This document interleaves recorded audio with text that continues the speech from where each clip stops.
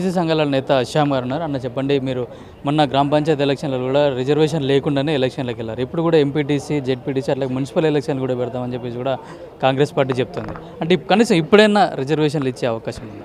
ఇప్పుడు మొన్నటి వరకు రేవంత్ రెడ్డి ప్రభుత్వం ఇస్తా రిజర్వేషన్ అని చెప్పి ఇచ్చిన తర్వాతనే ఎలక్షన్లకు పోతానన్నారు. ఇవ్వకుండా మోసం చేసారు.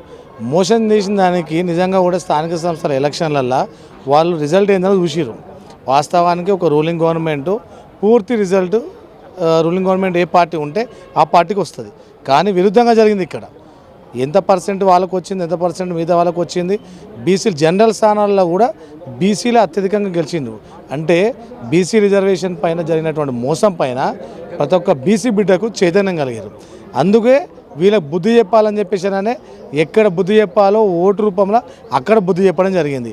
ఇక ఇప్పుడు కూడా ఇంకా కూడా బుద్ధి రాకపోతే ఇంకా కూడా వీళ్ళకి ఒకవేళ కాంగ్రెస్ ప్రభుత్వానికి మేము ఏదైనా చేస్తామని చెప్పనని వీళ్ళు చెలరేగిపోతే ఈ ఎలక్షన్లో కూడా బుద్ధి చెప్తారు.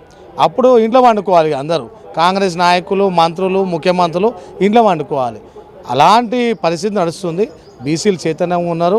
ఇప్పుడు కానీ ఒకవేళ వీళ్ళు ఎంపీటీసీ, జెడ్పీటీసీ ఎలక్షన్ల, ఈ మున్సిపల్ ఎలక్షన్ల ఈ రిజర్వేషన్ కేటాయించిన తర్వాతనే పోకపోతే మాత్రం తగిన గుణపాఠం చెప్పడానికి మేము సిద్ధంగా ఉన్నాము. ఇప్పుడు అసెంబ్లీ కూడా నడుస్తుంది. అసెంబ్లీలో కూడా కనీసం బీసీ బిల్లు పెడతామని చెప్పేసి కూడా రిజర్వేషన్ దాని గురించి కూడా మాట్లాడే అవకాశం కూడా లేదని తెలుస్తుంది. ఒకవేళ ఈ అసెంబ్లీ సమావేశాల్లో బీసీ రిజర్వేషన్ల గురించి మాట్లాడుకుంటే మీ కార్యాచరణ ఏ విధంగా?